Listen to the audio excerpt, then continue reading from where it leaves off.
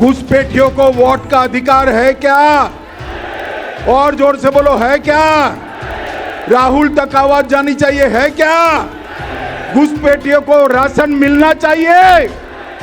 बिहार विधानसभा चुनाव की उल्टी गिनती शुरू हो चुकी है और सियासी सरगर्मियां अब तेज रफ्तार पकड़ चुकी है। पटना में केंद्रीय गृह मंत्री अमित शाह और मुख्यमंत्री नीतीश कुमार की होटल मौर्य में हुई मुलाकात ने राजनीतिक हलचल को और भी बढ़ा दिया है। आखिर इस मुलाकात में क्या हुआ?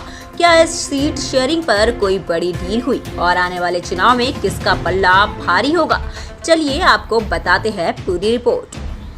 गुरुवार को अमित शाह 2 दिवसीय दौरे पर पटना पहुंचे। सबसे पहले उनकी मुलाकात मुख्यमंत्री नीतीश कुमार से होटल मौर्य में हुई। सूत्रों के मुताबिक दोनों नेताओं ने सीट बंटवारे से लेकर चुनावी रणनीति तक कई अहम मुद्दों पर चर्चा की। यह मुलाकात महज शिष्टाचार भर नहीं थी, बल्कि इसे बिहार चुनाव की बड़ी राजनीतिक बैठक माना जा रहा है। आपको बता दें, बिहार में विधानसभा चुनाव का बिगुल बजने ही वाला है। इससे पहले बीजेपी अध्यक्ष जेपी नड्डा भी बिहार आए थे, लेकिन उनकी नीतीश कुमार से मुलाकात नहीं हो पाई थी। ऐसे में अमित शाह का यह दौरा बेहद अहम है। वह बेगूसराय और डेहरी में 20 जिलों के बीजेपी नेताओं के साथ बैठक करेंगे, जिसमें प्रत्याशियों के चयन, बूथ मैनेजमेंट और चुनावी रणनीति पर गहन चर्चा होगी। रणनीतिक गलियारों में चर्चा है कि इस मुलाकात का मकसद सिर्फ सीट शेयरिंग ही नहीं, बल्कि पूरे चुनावी परिदृश्य को अपनी आपसी तालमेल बैठाना भी है। खासकर तब जब पीएम मोदी हाल ही में बिहार आए थे और उन्होंने विकास की सौगातों की झड़ी लगाई थी। अब अमित शाह का यह दौरा साफ संकेत देता है कि बीजेपी बिहार चुनाव को लेकर पूरी तरह एक्टिव मोड में आ चुकी है। सूत्रों के हवाले से खबर है कि नीतीश कुमार और अमित शाह की मुलाकात में सीटों के फार्मूले पर शुरुआती चर्चा हुई है। हालांकि अभी आधिकारिक ऐलान बाकी है, लेकिन माना जा रहा है कि जल्द ही एनडीए की सीट शेयरिंग का ब्लूप्रिंट सामने आ सकता है। वहीं विपक्ष भी इस मुलाकात को लेकर बयानबाजी में जुट गया है। कुल मिलाकर बिहार चुनाव समर की तस्वीर अब धीरे धीरे साफ होती नजर आ रही है।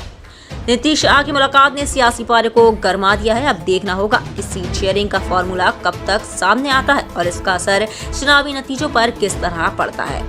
ये दोनों हाथ विजय के संकल्प की मुट्ठी भींचिए और प्रचंड आवाज से बोलिए, भारत माता की, भारत माता की, वंदे वंदे।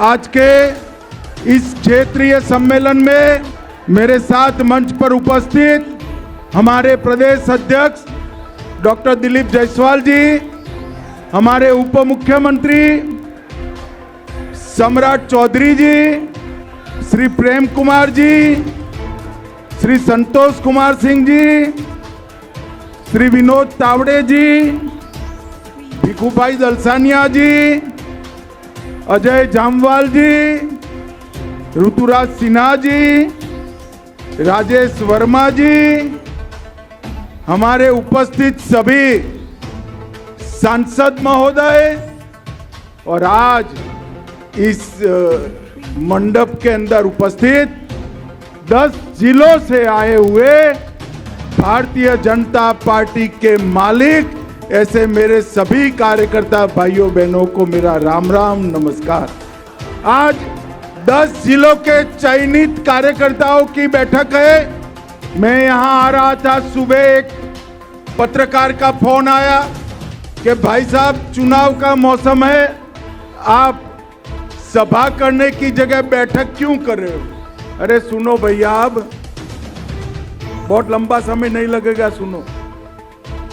तो उन्होंने मुझे पूछा, सभा करने की जगह बैठक क्यों कर रहे हो?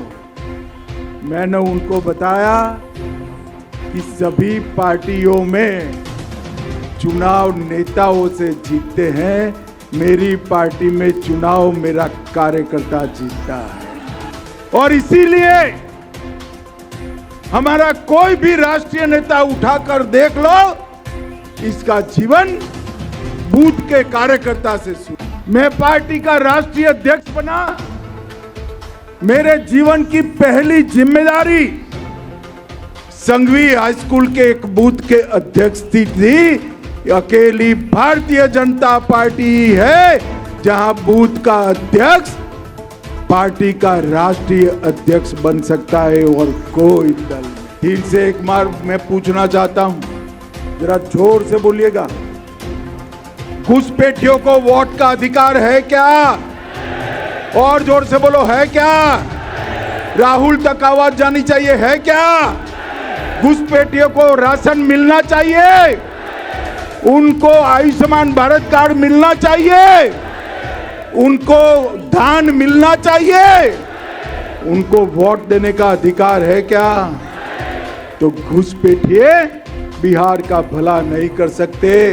ये आएंगे तो घुसपैठिए बढ़ाएंगे, एनडीए आएगा तो बिहार को बढ़ाएगा। ये बात घर घर पहुंचानी है। तो दोस्तों, आपको क्या लगता है, नीतीश और अमित शाह की इस मुलाकात के बाद बिहार में किसकी होगी जीत? हमें कमेंट में अपनी राय जरूर बताइए और हाँ, वीडियो को लाइक और चैनल को सब्सक्राइब करना मत भूलिए।